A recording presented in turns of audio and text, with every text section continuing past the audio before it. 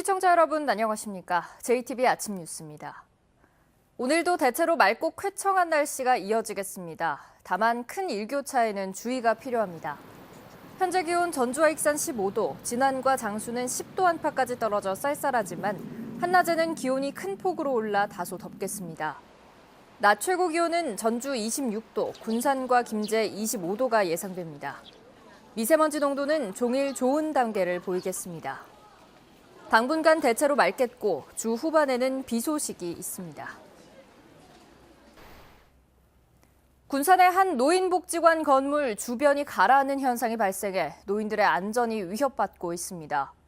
완공된 지 1년 만에 이 같은 현상이 나타나서 부실 시공 의혹이 제기되고 있습니다. 김진형 기자입니다. 지난 2014년 문을 연 군산의 한 노인복지관입니다. 출입구 바닥 아래 손바닥이 드나들 정도의 공간이 생겼습니다. 건물과 연결된 보도 블럭이 내려앉았기 때문입니다. 아예 땅이 움푹 패인 곳도 있습니다. 복지관 건물을 중심으로 주변에 이 같은 현상은 완공된 지 1년 만에 나타나다 보니 부실 시공 의혹이 제기되고 있습니다. 나이 잡수시고 좀 거동이 불편한 분들은 어렵지요. 뭐 딱 내려서다가 허리가 끝먹을 수도 있어. 이것이 너무 많이 지니까. 군산시는 수년째 노인들이 불편을 겪는데도 그동안 공사업체 하자보수공사를 요구하지 않았습니다.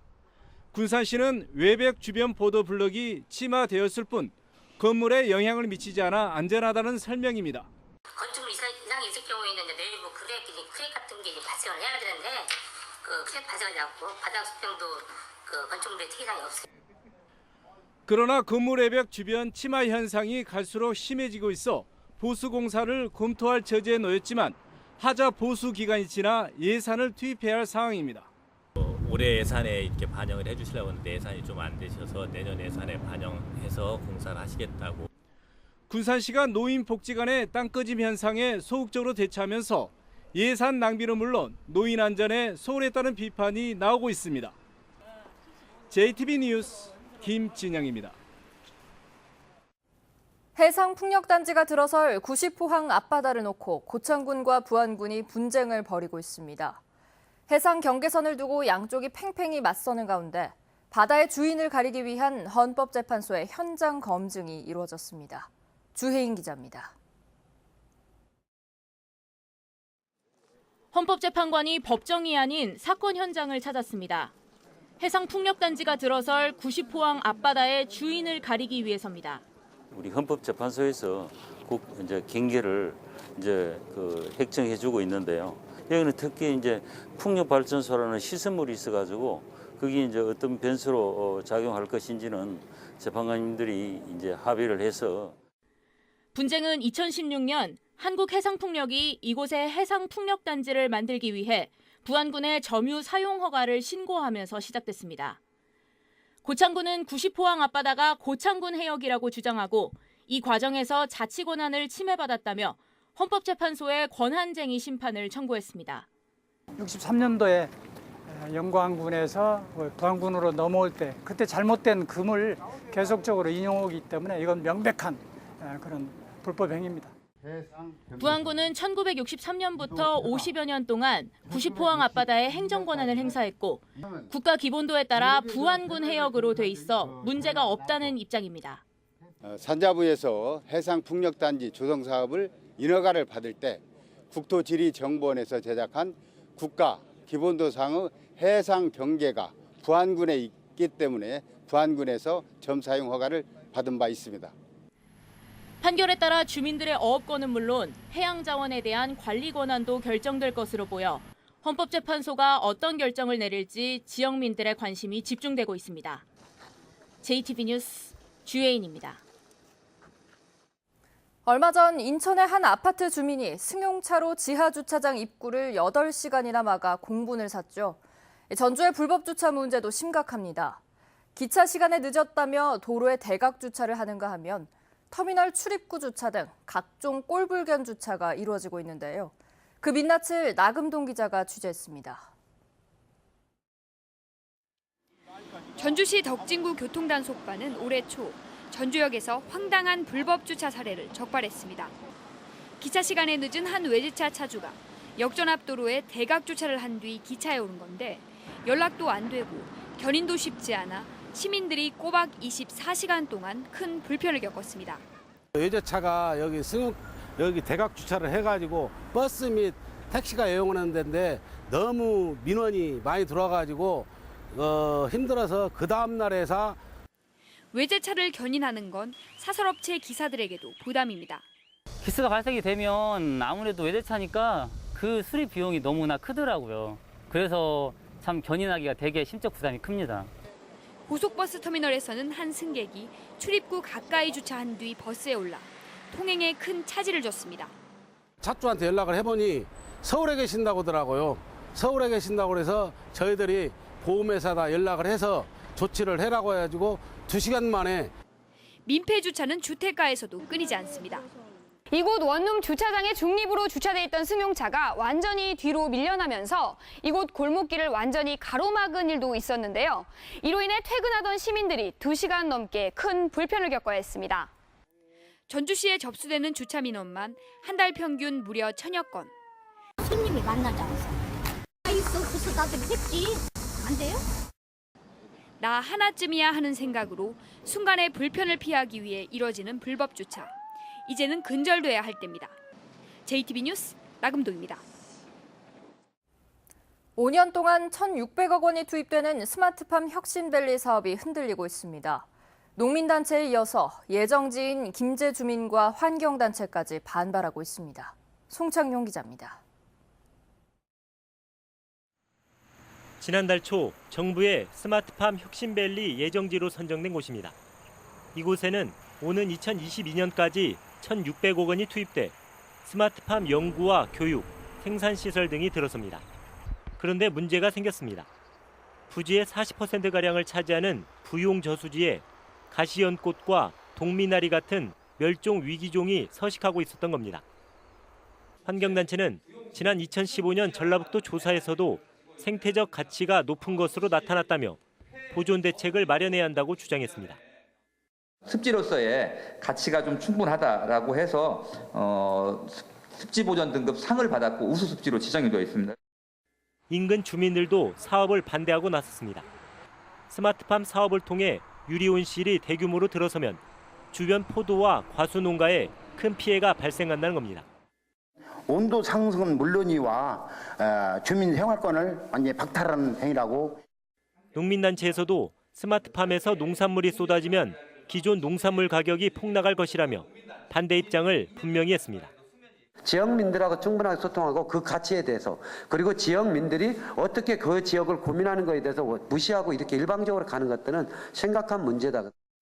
주민과 환경단체, 농민단체는 생태습지인 부용저수지와 근대유산인 부용역 등을 지역 발전의 동력으로 삼아야 한다며 스마트팜 전면 재검토를 촉구하고 있어 사업 추진이 쉽지 않을 것으로 보입니다. JTB 뉴스 송창용입니다.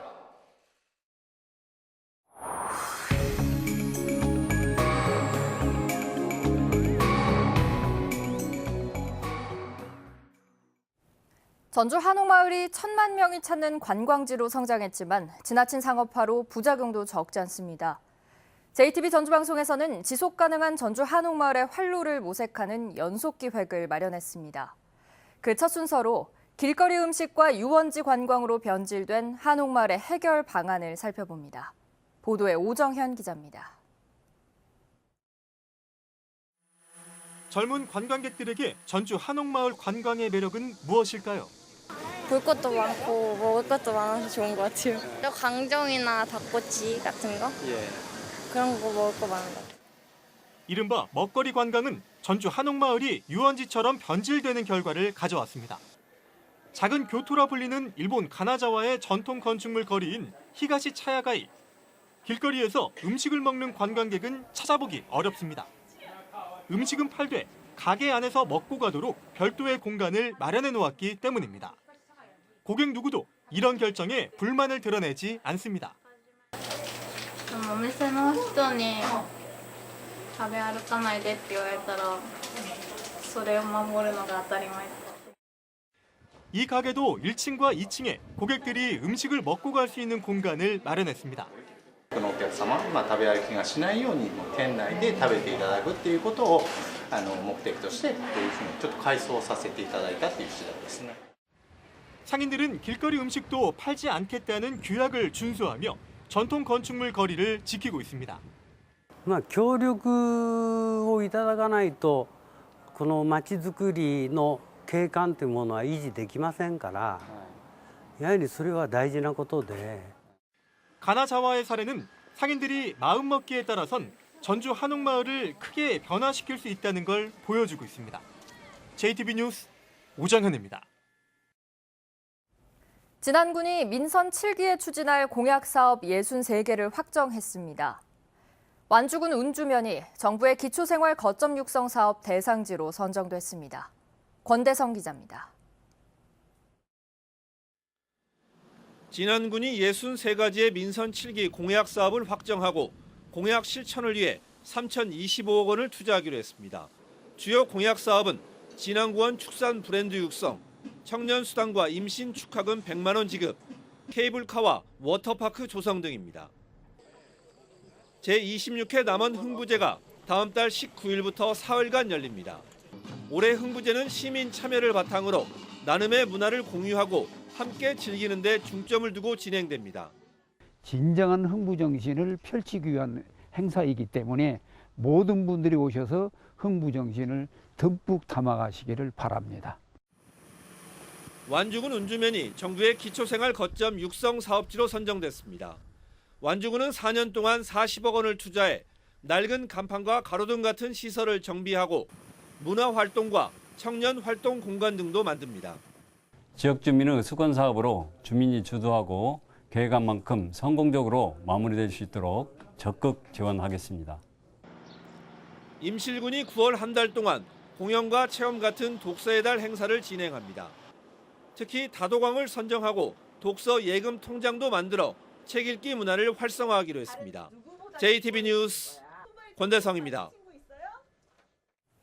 군산에 사는 외국인이 최근 중동 지역을 다녀온 뒤 기침을 해 메르스 의심 환자로 분류됐지만 메르스 감염은 아닌 것으로 최종 확인됐습니다.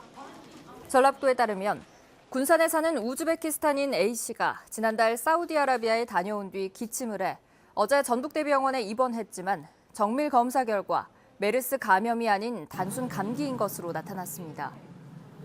전라도는 최근 중동 지역을 방문한 뒤 고열과 기침, 호흡곤란 등 메르스 의심 증상이 나타나면 즉시 보건소에 신고할 것을 당부했습니다.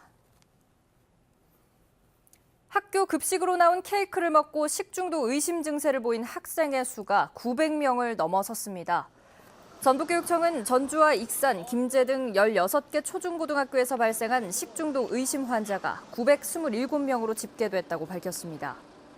이 가운데 181명은 회복됐고 746명은 입원이나 통원 치료를 받고 있습니다. 전북교육청은 식중독 원인균에 의한 추가 감염 가능성이 있는 만큼 급식실 방역을 강화하고 개인 위생에 힘써줄 것을 일선학교에 당부했습니다.